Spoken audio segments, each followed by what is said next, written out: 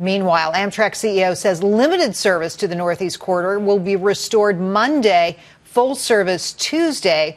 That's a lot of time for commuters out there who rely on these trains every single day. Travel expert Lee Abbamonte joins me now. So, Lee, let's take a look at a couple of numbers here. So 750,000 trips a day on these trains, 260 million trips a year. We're talking about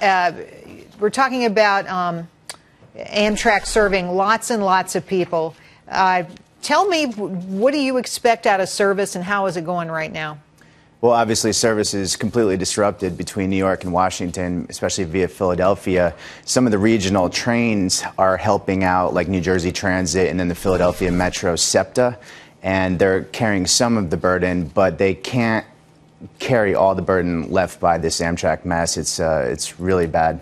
It's really bad, and lots of pressure on Amtrak. How important is this corridor, this particular train corridor we're talking about?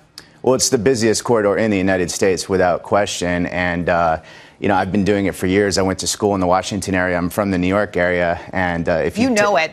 I know it very well. And if it's also one of the most, I always thought the most overpriced portion of travel in the United States. I mean, you pay like $300 for a one-way ticket, but now that it's not here, you're thinking, wow, that was actually kind of a bargain because it's so convenient, because the airports are a nightmare and the buses are very difficult. That's the big deal about the train, and particularly the Acela and that Northeast Corridor, because you can go right in town, you can grab that train, get on it, and move.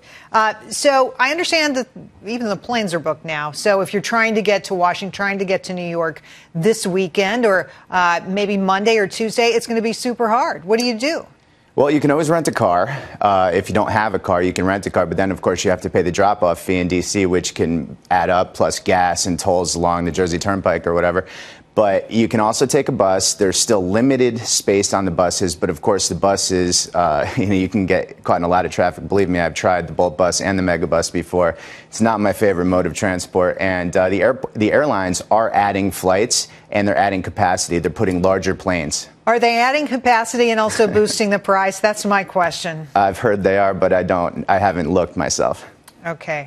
Last words, advice for people. You know, it's interesting. We were having a conversation with the staff just this week. You think that traveling by train is the safest thing you could possibly do. And here we have this horrific crash and 8 people now dead. What do you say to travelers out there who are nervous about getting on Amtrak?